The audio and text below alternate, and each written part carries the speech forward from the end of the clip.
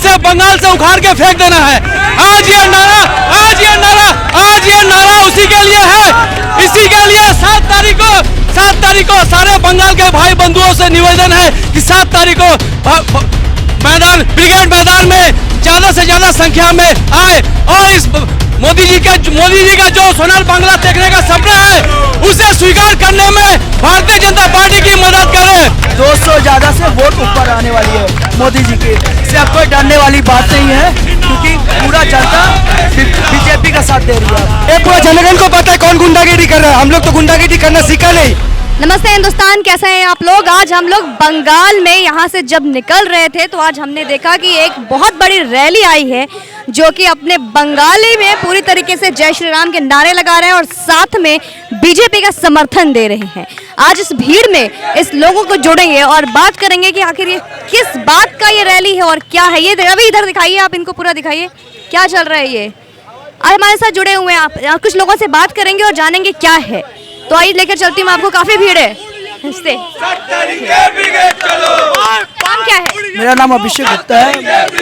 अभिषेक की भीड़ कैसी है, किस चीज का चलता है? आप देख सकते हैं आप किस तरह से हम लोग संख्या में आप लोग और बाकी बंगाल का जितना जनता है और बाकी लोग जोड़ रहे हैं, हम लोग का सपोर्ट कर रहे हैं। मोदी पारा यहाँ लिखा मोदी पारा, किस तरह से हम लोग सब सपोर्ट कर रहे हैं क्योंकि 7 तारीख को ब्रिगेड है और हम जनता लोगों को बता रहे हैं कि 7 तारीख को ब्रिगेड चलना है, मोदी जी का साथ देना है।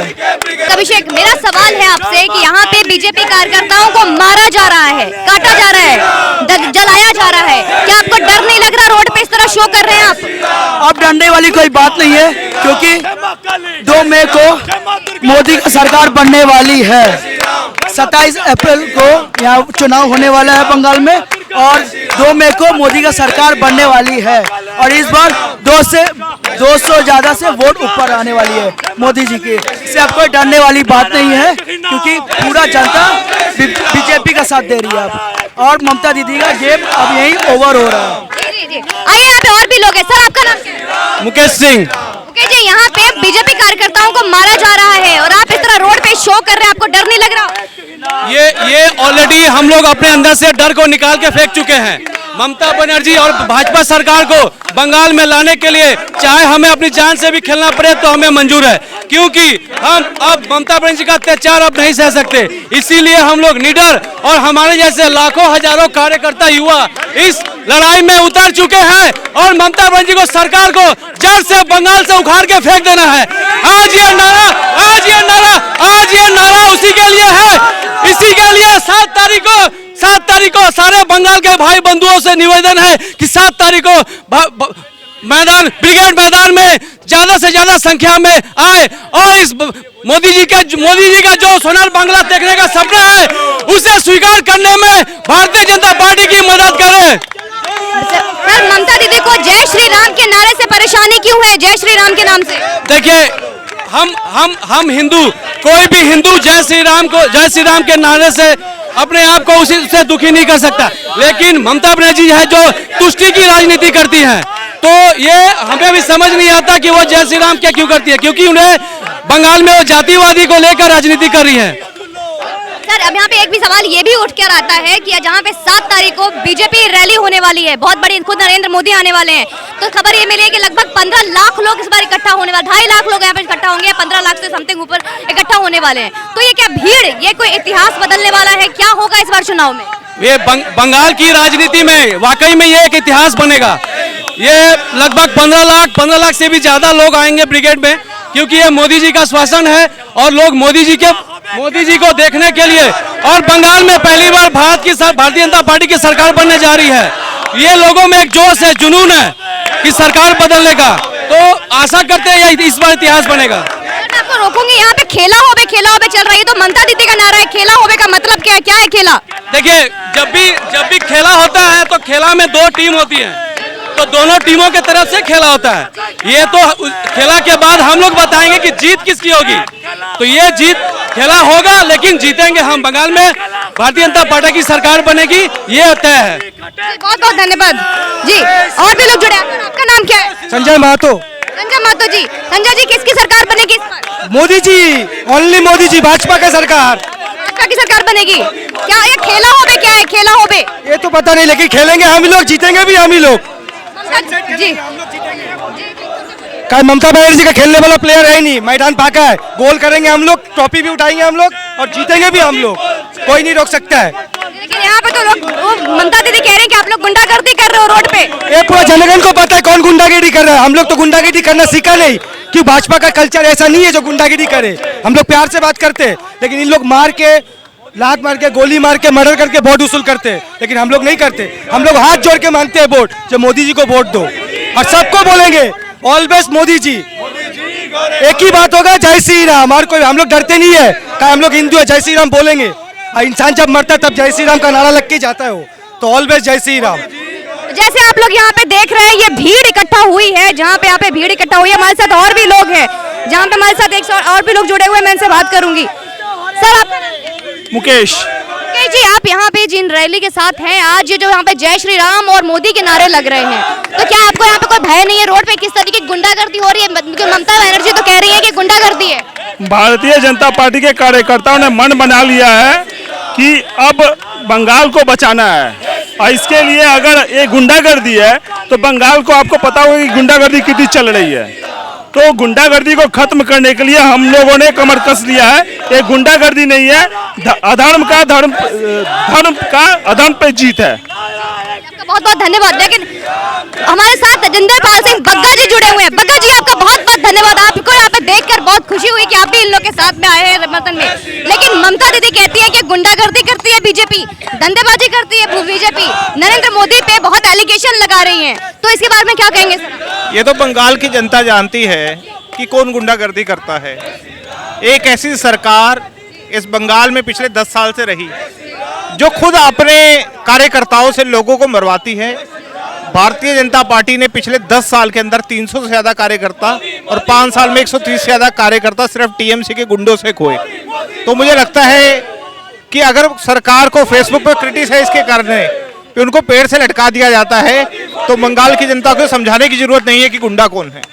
ममता दीदी तो कहती हैं कि ये बीजेपी खुद मरवा रही है अपने कार्यकर्ता को, और वो बीजेपी के कार्यकर्ता है भी नहीं। ममता दीदी की सरकार है, आपको 300 लोग आपके राज्य में मरे हैं। अगर बीजेपी की ये साजिश है तो आपको उन लोगों को सामने लाना चाहिए था 10 साल में।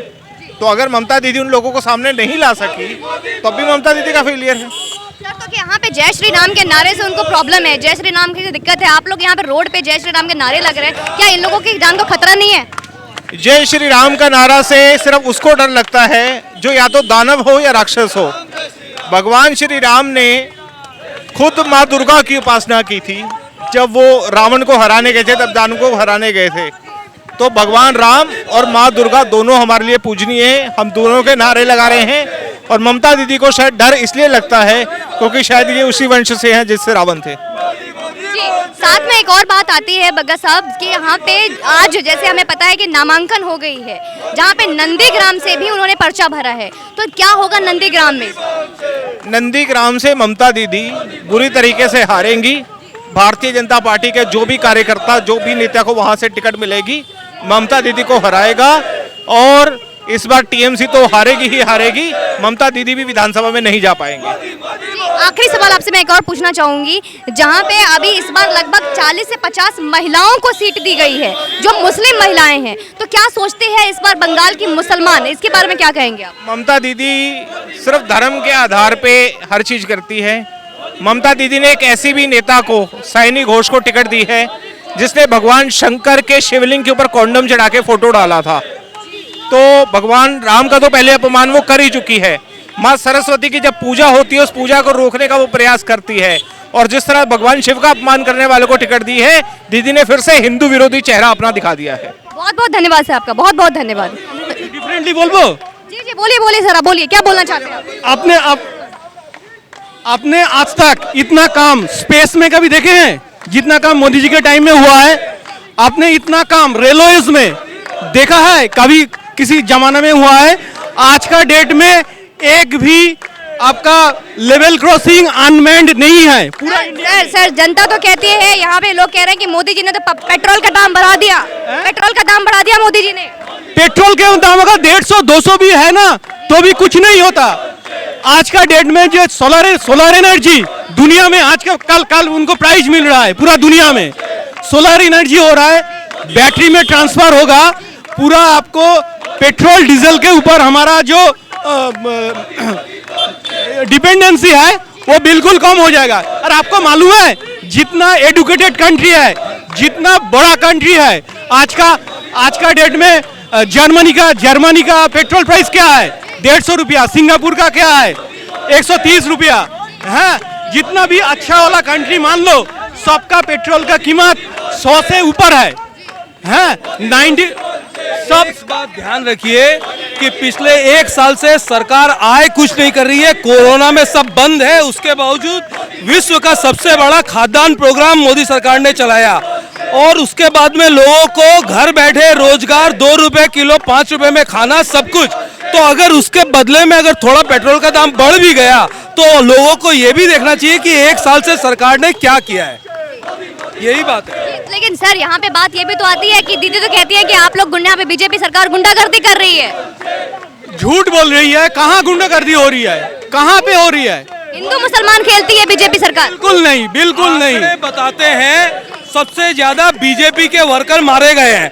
कोई सरकार, कोई पार्टी क्या अपने वर्करों को मरवाएगी? ये झूठा आरोप है। और सरकार गुंडागर्दी जो कर रही है वो एडमिनिस्ट्रेशन में टीएमसी के वर्कर घुसे हुए हैं और टीएमसी गुंडागर्दी कर रही है। इसका प्रमाण है कि सबसे ज्यादा वर्कर बीजेपी के मारे जा रहे हैं। Saradha chit fraud. हाँ,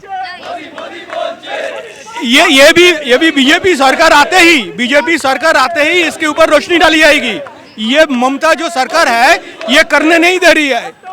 ममता दीदी तो कह रही है कि सीबीआई की जांच करवा रही है उनके परिवार पे। सिर्फ सीबीआई से नहीं होती, जो फाइल पूरा गायब हो गया। पूरा राजीव, एक बात बताइए कि जब जांच चल रही है, क्या आपने कभी सुना है कि सिटिंग चीफ मिनिस्टर धरने पे बैठ जाए जांच अधिकारी को बचाने के लिए? राजीव साहब ने जो किया उसके बदले में क्यों आई? अगर आप पीछे जाके YouTube में देखें तो नेताजी इंडोर स्टेडियम में मदन मित्रा जो कि तब मंत्री थे, वो अपील कर रहे थे लोगों को कि शारदा में आके पैसे लगाओ। ये क्या कुछ ऐसे ही हो रहा था? शारदा घोटाला पूरी तृणमूल का अपना घोटाला है और उसके अंदर में साक्ष्य सामने न आए, इसके लिए चीफ मिनिस्टर तक धरने में बैठी हुई है।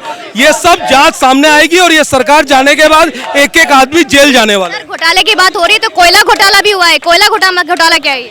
सर, कोयला घोटाला के अंदर में आप अगर देखेंगे तो जितना पैसा निकल रहा था वो सब दीदी भाईपो के घर में कोयला घोटाले का सारा पैसा जा रहा था और उसी की जांच चल रही है और उस जांच के अंदर सब उजागर होने वाला है। बहुत बहुत धन्यवाद आपका, बहुत बहुत धन्यवाद।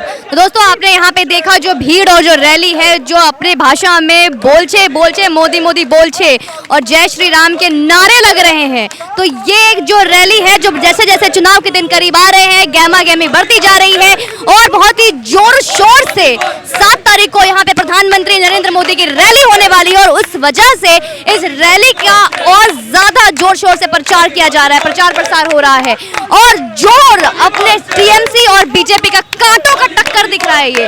पर ये टक्कर बहुत दिलचस्प होने वाला है और इसका क्या अंजाम होगा, क्या 2 मई को कौन जीतेगा, बहुत जल्द हमारे साथ बने रहिए और वीडियो अच्छा लगे तो प्लीज इसे शेयर करें और सब्सक्राइब करें चैनल को। बहुत बहुत धन्यवाद आपका।